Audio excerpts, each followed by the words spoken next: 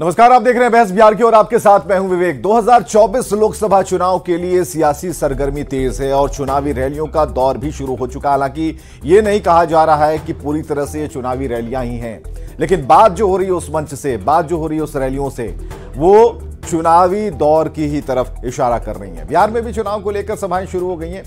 PM Narendra Modi और BJP के दिग्गज नेताओं की जो जनसभाएं हैं लगातार हो रही हैं और प्रधानमंत्री नरेंद्र मोदी ने 5 दिन के अंदर 2 जनसभाएं की और इस दौरान उन्होंने परिवारवाद, भ्रष्टाचार और जंगल राज पर हमला बोला, जिसका जवाब विपक्षी नेताओं ने पटना की जनविश्वास रैली के मंच से दिया। लेकिन इस दौरान आरजेडी सुप्रीमो ने एक ऐसी टिप्पणी पीएम मोदी को लेकर कर दी जिसे बीजेपी ने अपना हथियार बना लिया और हर मंच से पीएम नरेंद्र मोदी इसे लेकर विपक्षी नेताओं पर निशाना साध रहे हैं। इधर सत्तारूढ़ गठबंधन एनडीए भी इस बयान के विरोध से पीछे नहीं है। ऐसे में अब सवाल उठने लगा है कि क्या बिहार में इस बार चुनाव मतलब एनडीए वर्सेस लालू परिवार रहेगा? ये जानना बहुत जरूरी है। चलिए, हमारे साथ जो लोग मेहमान हैं उनकी तरफ जाएंगे, लेकिन मामला जरा समझिए कि बिहार में चुनाव का मतलब क्या है। क्या इस बार जो आप स्क्रीन पर देख रहे हैं यही चुनाव का मतलब है? और लालू परिवार पर मोदी का जो जंगल राज वाला प्रहार है वो अब एक मजबूत रंग लेता जा रहा है। पीएम मोदी के बयान पर लालू प्रसाद ने जो जवाब दिया, और ये जवाब दिया उन्होंने कि हमने कोई गलत बात नहीं कही है, ये लालू प्रसाद का जवाब था। उन्होंने जो कहा, लालू प्रसाद अपनी भी बयान पर टिके हुए हैं। लालू ने कहा पीएम मोदी का बनावटी परिवार है, जिस बयान पर अभी भी आरजेडी बना हुआ है।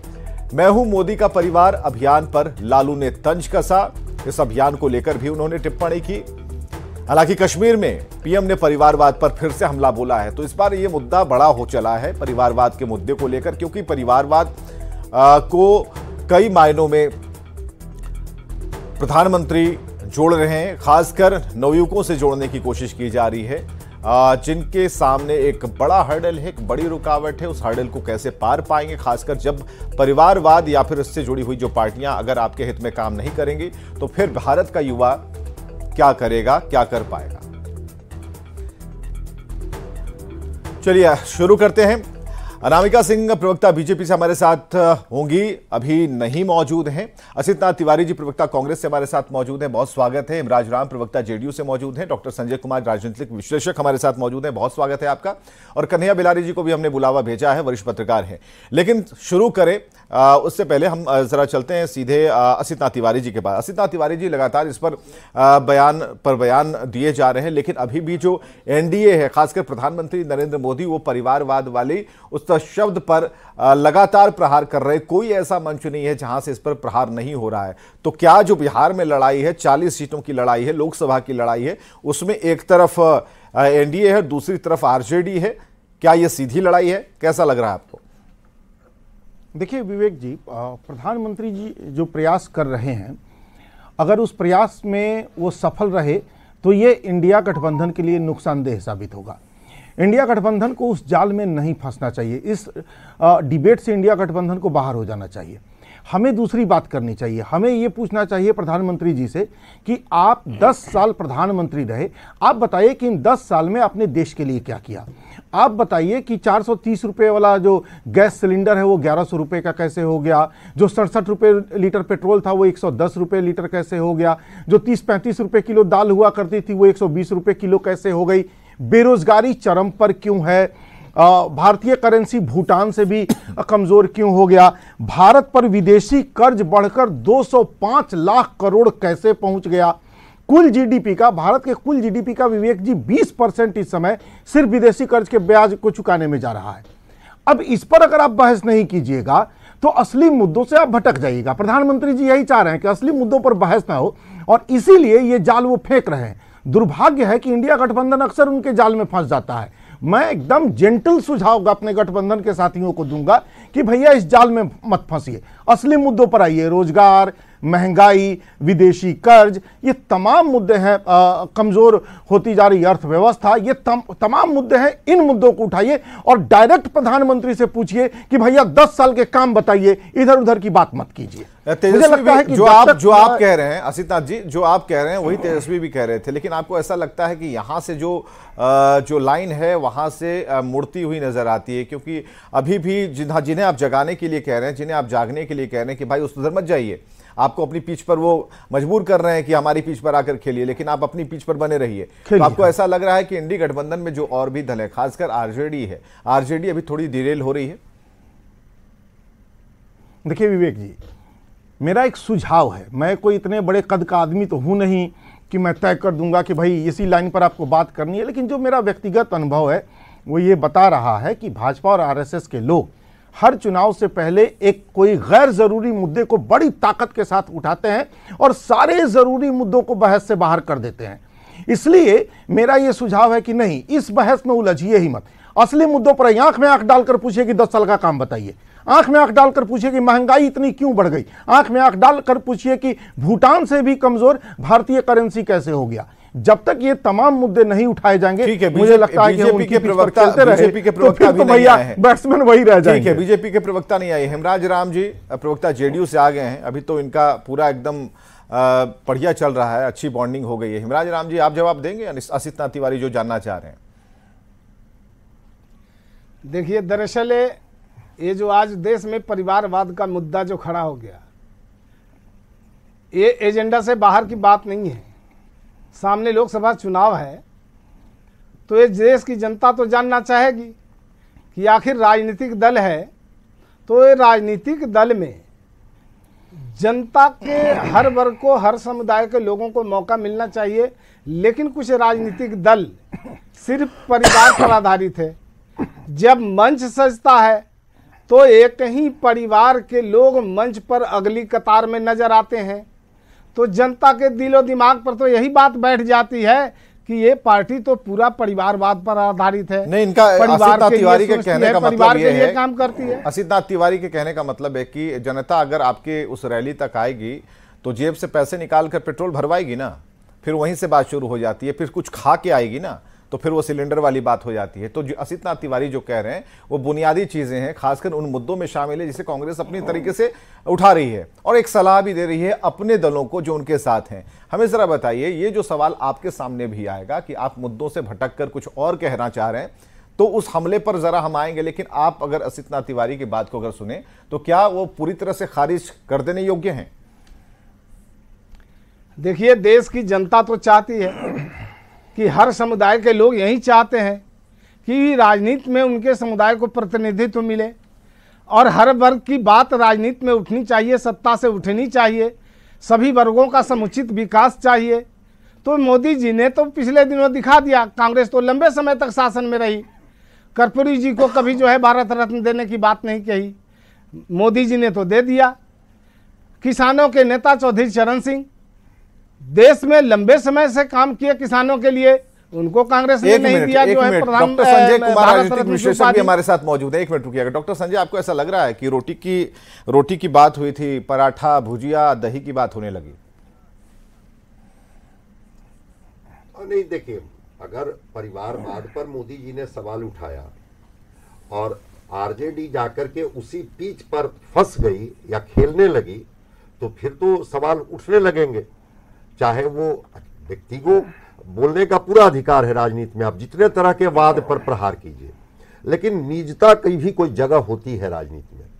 और जब किसी के निजता पर अगर सवाल उठाने लगेंगे तो फिर तो वो अपने तरीके से एजेंडे के रूप में बना लेंगे। और वही नरेंद्र मोदी जी ने किया भी कि अब उस मुद्दे को इन्होंने एक एजेंडे के तौर पर लिया। जिस तरह से चौकीदार चोर है को इन्होंने एजेंडा बना लिया था कि हाँ मैं हूं चौकीदार, उसी तरह से इस बार इन्होंने इसको एजेंडा बना लिया कि पूरा देश मेरा पूरा परिवार। जेडीयू के दफ्तर में इश्तेहार लग गए, पूरा बिहार मेरा परिवार। तो अगर आप छोटे फलक पर अपने को सीमित कीजिएगा, कोई बड़े फलक पर अपने को ले जाता है। हम तो वसुधैव कुटुंबकम वाले लोग हैं ना, उपनिषदों में तो इसकी चर्चा है ना कि वसुधैव कुटुंबकम की बात करते हैं, पूरा विश्व हमारा परिवार है। तो आसित जी बिल्कुल सही कह रहे हैं कि आप मुद्दों पर जाइए ना, ये परिवार पर जाने की जरूरत क्या थी? अगर उन्होंने आप पर अटैक ही किया या परिवारवादियों पर ही अटैक किया कि कैसे लोग राजनीति में आते हैं और परिवारवाद का प्रश्रय देते हैं, तो उसके लिए आप अगर उनकी भी पार्टी के लोगों के परिवारवाद पर आप अटैक करते, उसका कोई बहुत मतलब नहीं था। लेकिन जैसे ही निजी हमले आपने शुरू कर दिया तो राजनीति में तो उसको फिर भारतीय जनता पार्टी एजेंडे के रूप में इस्तेमाल करेगी। और वही हुआ ये डॉक्टर संजय, वहां पर डॉक्टर संजय जो आज का जो शीर्षक है, जो टाइटल है, उसमें ये बिल्कुल सटीक बैठता है कि सीधी लड़ाई यहां पर होने वाली है।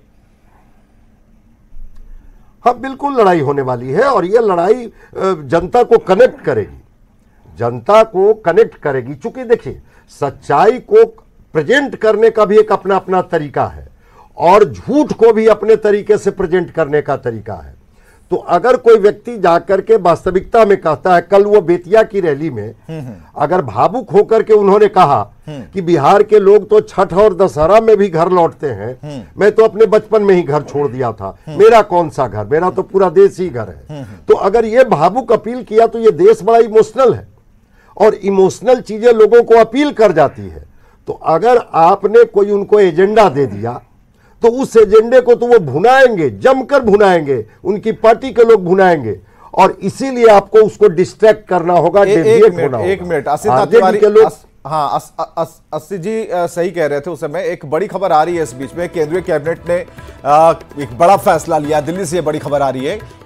उज्ज्वला योजना की जो सब्सिडी है 1 साल बढ़ा दी गई है। एक बड़ी खबर बता रहे हैं, भारत एआई मिशन को मंजूरी दी गई है। दिल्ली से इस वक्त की बड़ी खबर, महंगाई भत्ता 4% बढ़ा दिया गया है।